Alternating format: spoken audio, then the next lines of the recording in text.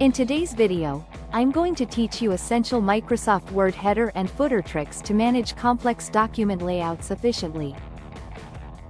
If you work with reports, manuals, or anything with chapters and cover pages, these tips will help you control what appears at the top and bottom of your pages without breaking the rest of your document.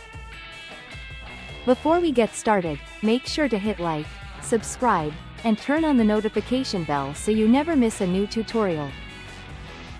If you find this video helpful, don't forget to drop a comment below.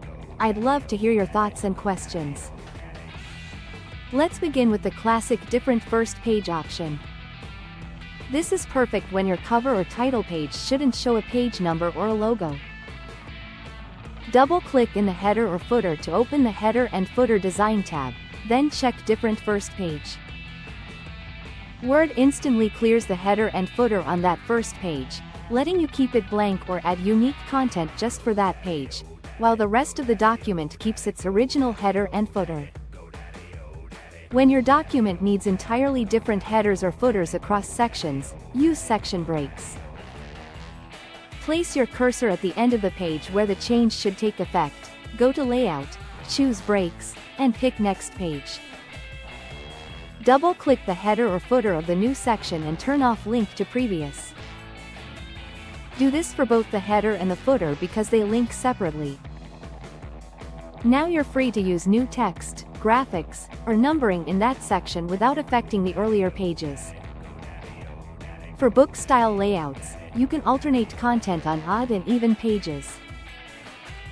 Double-click in the header or footer, then check Different Odd and Even Pages.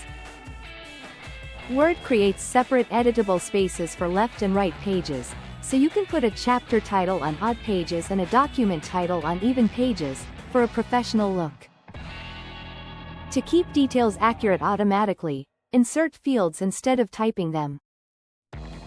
In the header or footer, go to Insert, Quick Parts, then Field. Choose items like date, file name, author, or page. This ensures your details stay consistent and update when the document is opened or printed, cutting down on manual errors.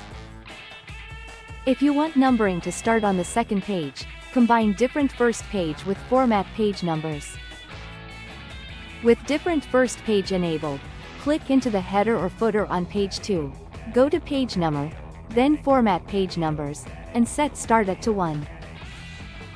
Now your second physical page will display page number 1. Finally, for a cleaner editing view, hover over the gray space between pages until you see a double arrow and double-click. This collapses the white space, hiding headers and footers. Double-click again to bring them back. Practice these techniques on a copy of your file, and you'll breeze through complex layouts with confidence. If this tutorial helped you, give the video a thumbs up and share it with someone who might need it. Don't forget to subscribe for more productivity tips and Notion tutorials. Thanks for watching, and I'll see you in the next one.